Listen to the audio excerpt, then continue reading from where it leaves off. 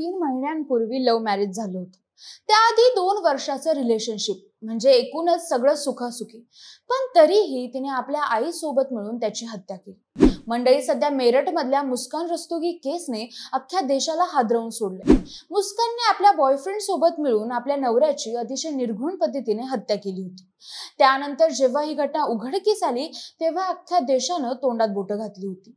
आता तशाच आशयाची घटना बँगलोरमध्ये घडली. पण या केसमध्ये प्रियकराच्या नव्हे तर आईच्या मदतीने नवऱ्याची हत्या करण्यात आली.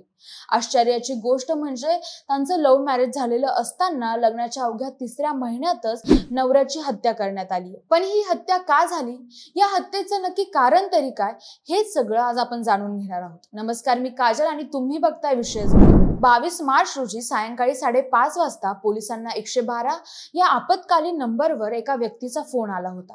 फोनवरील व्यक्तीला BGS लेटआउट जवळील बिलीजाजी परिसरात बांधकाम सुरू असलेल्या एका निर्जन स्थळी एक मृतदेह आढळला होता.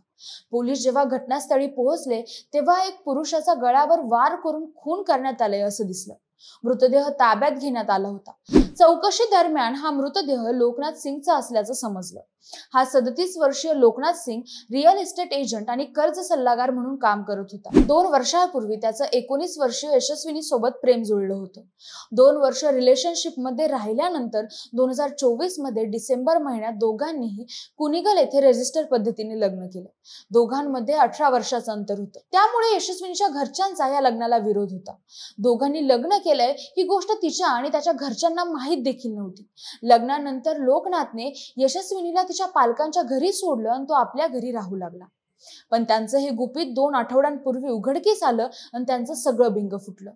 यशस्विनीचं कुटुंब तिला लोकनाथला घटस्फोट द्यायला सांगू लागलं. शिवाय तिच्या घरच्यांना लोकनाथचे विवाहबाह्य संबंध असल्याचा संशय देखील आला होता आणि तिने देखील लोकनाथच्या मागे घटस्फोट घेण्यासाठी तगादा लावायला सुरुवात केली. पण लोकनाथ या गोष्टीसाठी अजिबात तयार नव्हता. तो सतत यशस्विनीला हे पटवून देत होता की ती जसं समजते तसं काहीच नाहीये. पण तरीही यशस्विनी हे मान्य करायला तयार नव्हती. तिला आता लोकनाथ पासून सुटका हवी होती.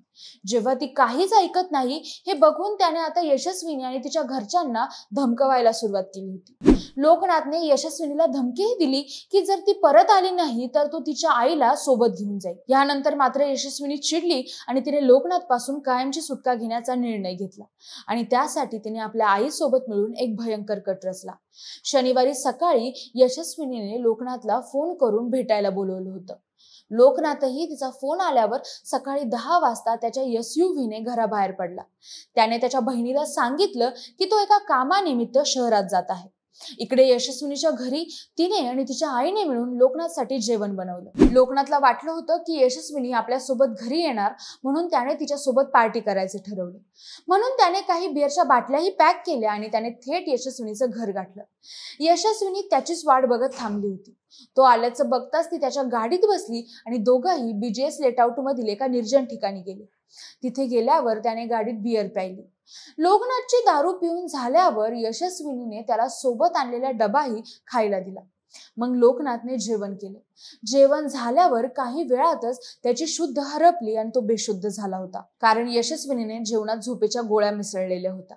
लोकनाथ बेशुद्ध पडताच यशस्विनीने त्याचे लोकेशन तिच्या आईला पाठवले. लोकेशन मिळताच तिची आई हेमा चाकू घेऊन तिथे आली आणि तिथे पोहोचताच तिने लोकनाथच्या मानेवर 2दा वार केले आणि तितक्यातच तीव्र वेदनेमुळे त्याला जरा शुद्ध आली आणि घडलेला प्रकार बघून तो घाबरला आणि त्याने पळून जाण्याचा प्रयत्न केला.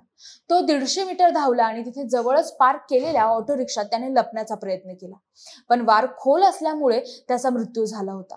तो मेल्याचं कळताच यशस्विनी आणि तिच्या आईने तिथून पळ काढला. इकडे लोकनाथच्या ओरडण्याचा आवाज एका इसमाने ऐकला आणि तो घटनास्थळी पोहोचला. तेव्हा त्यांना एक तरुण रक्ताच्या थारोळ्यात मृत आढळला.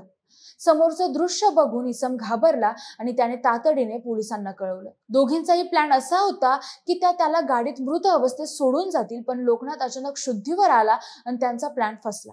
लोकनाथच्या हत्येचं प्रकरण त्याच्या भावाने केलेल्या तक्रारीनंतर उघडकीस आलं. पोलिसांनी गुन्हा दाखल केला आणि यशस्विनीची चौकशी केली. त्यात तिने तिचा गुन्हाही कबूल केलाय. पोलिसांनी असंही सांगितलंय की लोकनाथ विरुद्ध बेंगळुरूच्या केंद्रीय गुन्हे शाखेत फसवणुकीचा गुन्हा देखील दाखल करण्यात आला होता, ज्याची चौकशी देखील सुरू आहे. यशस्विनीच्या चौकशी दरम्यान ती म्हणाली की जेव्हा जेव्हा ती त्याच्या शारीरिक मागण्या पूर्ण करण्यास नकार देत असे तेव्हा तेव्हा तो तिचा छळ करायचा. यशस्विनी आधीच खूप नाराज होती, पण जेव्हा लोकनाथने तिला तिच्या आईला त्याच्याशी शारीरिक संबंध ठेवण्यास सांगितलं तेव्हा तिला ते सहन झालं नाही आणि तिने हे पाऊल उचललं. सध्या यशस्विनी आणि तिची आई पोलीस कोठडीत असून त्यांच्यावर गुन्हा दाखल केलाय. मंडळी, काही दिवसांपूर्वी घडलेली मुस्कान रस्तोगी केस आणि त्यानंतर लोकनाथच्या हत्येचं प्रकरण बघता कलियुग म्हणतात ते हेच का असं वाटू लागलंय. तुमचं या घटनेबद्दल काय मत आहे कमेंट करून नक्की सांगा आणि सोबतच विशेष भारी YouTube चॅनलला सबस्क्राईब करायला विसरू नका. धन्यवाद.